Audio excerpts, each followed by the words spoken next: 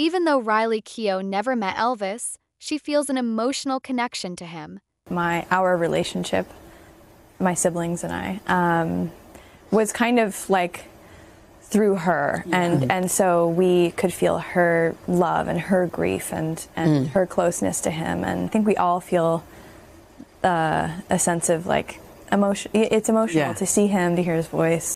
Riley has shared many of Lisa Marie's most personal memories about living with Elvis at Graceland by publishing her mother's memoir, From Here to the Great Unknown. One of the most captivating facts that Lisa reveals is how close she was with her father. Lisa wrote, quote, "Our closeness was a lot tighter than I have ever let on to anyone in the past," unquote. Lisa shared in a previous interview how she loved growing up at Graceland. That struck me the most when I walked in was seeing my golf cart key. And it's just completely worn out. Like, that was the key to my life. It's in a little box over here, and I haven't seen it in probably 30 years. So to see it, and it was like sort of the key to my freedom, my demons, and my and my friends, and my having fun when I was here, was to get the key to my own golf cart. And you can barely understand that it says my name on it because I just wore it out. It was always on me at all times. Lisa shares numerous stories in the book about living upstairs at Graceland with Elvis. In fact, the first chapter in her book is called Upstairs at Graceland.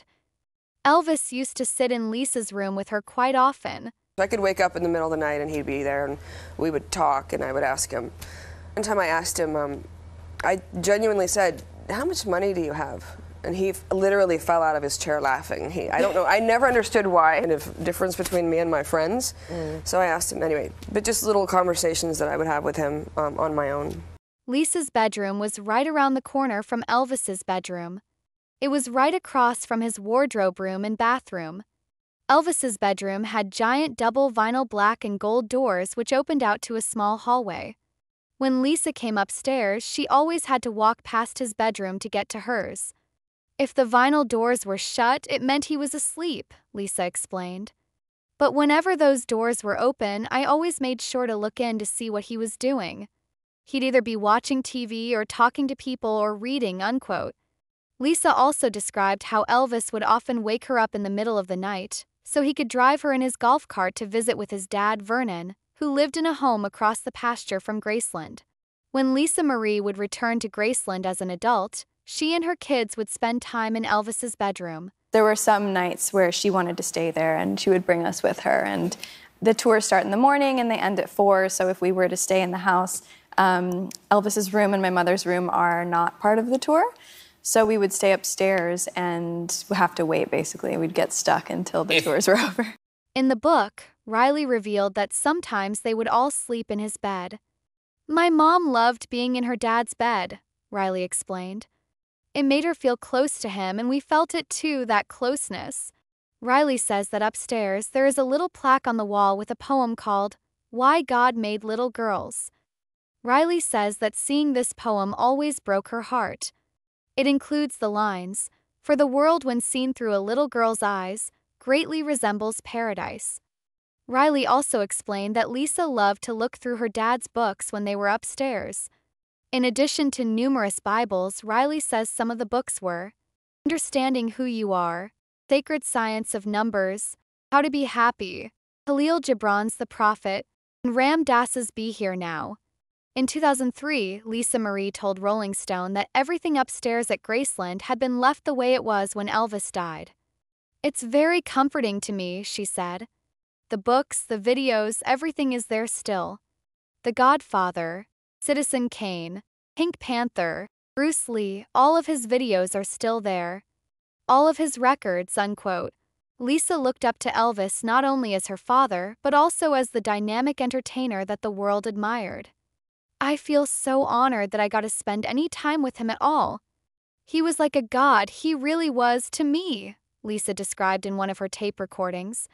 Lisa said the happiest time was when she would get to see Elvis perform in concert, which she described as electrifying. "There's nothing I've felt that's been even close to that feeling ever," Lisa recalled. Elvis would have someone come pick her up at school in Los Angeles, sometimes on a whim.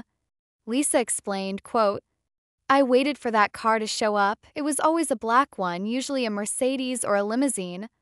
I felt like my life was the best life ever whenever that car came around. She described how embarrassed and shy she was when he would introduce her on stage. In Vegas, during his residency, he introduced Vernon, then looked toward me, and I remember thinking, oh God, please don't. Now, show my little daughter, Lisa. She's 6 years old. Look at her jump up. Put your dress down, Lisa.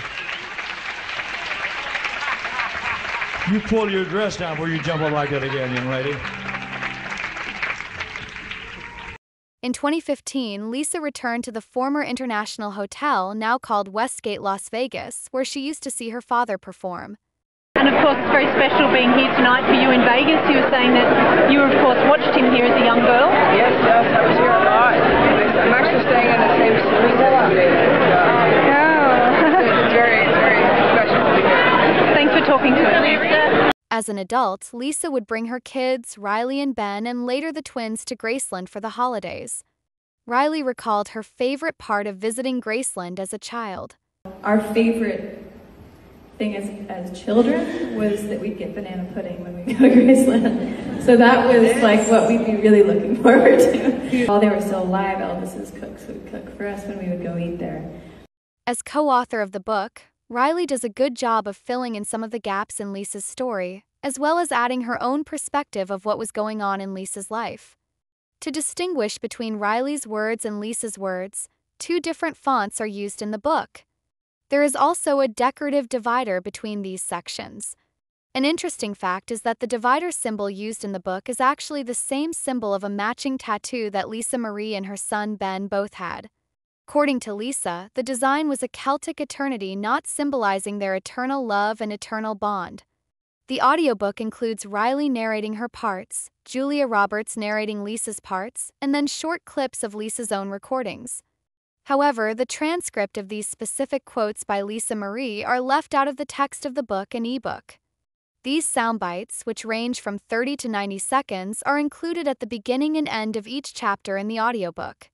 Since the only access to the content of these soundbites is through the audiobook, it makes this version of the book a must for fans. See purchase link in description below. Also, make sure to read my review of Lisa Marie's memoir, which contains lots of jaw-dropping revelations, on elvis-news.com. See the description below for the link. So if you enjoyed this video, be sure to like this video to help this channel grow. For more fascinating facts about Elvis, pick up one of Trina Young's 4 Elvis books. Read a free excerpt at elvisbiography.net.